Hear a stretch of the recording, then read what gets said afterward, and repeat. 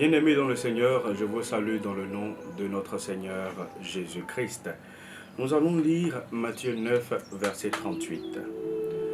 Jésus parcourait toutes les villes et les villages, enseignant dans les synagogues, prêchant la bonne nouvelle du royaume et guérissant toute maladie et toute infirmité. Matthieu 9, verset 38.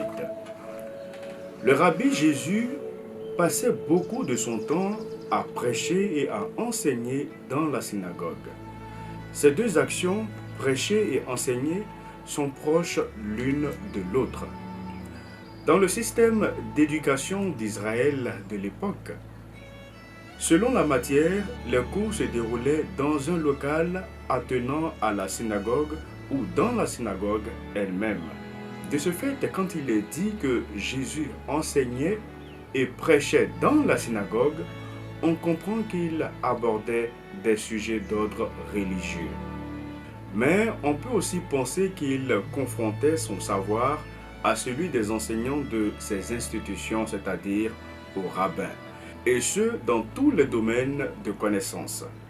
Ainsi, il devait discuter probablement avec eux de sciences humaines, naturelles, politiques, sociales, ou même d'histoire et de géographie. Lui qui avait créé le monde connaissait certainement mieux que quiconque les lois et concepts qui les dirigent.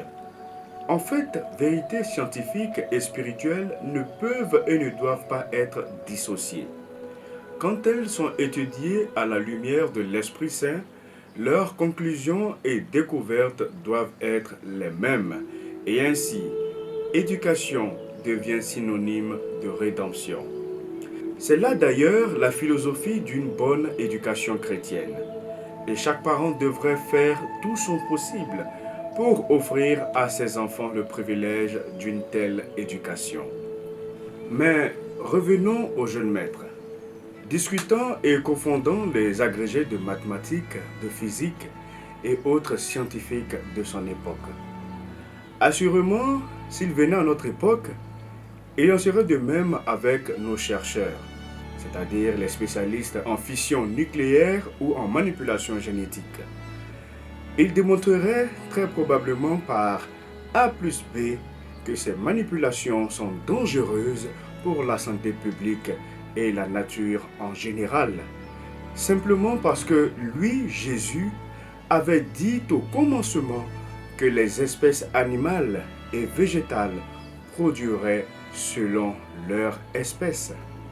Cher ami, alors que tu te prépares à démarrer la journée, pense au fait que ce docteur, le meilleur de la place, ce professeur hors pair, se propose d'être ton ami et conseiller pour l'éternité.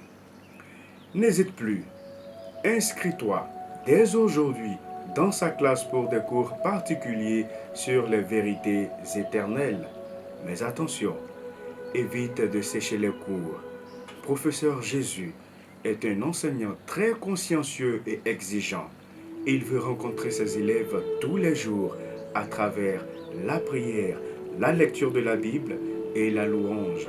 Et il garantit des résultats excellents dans toutes les matières. Que Dieu te bénisse.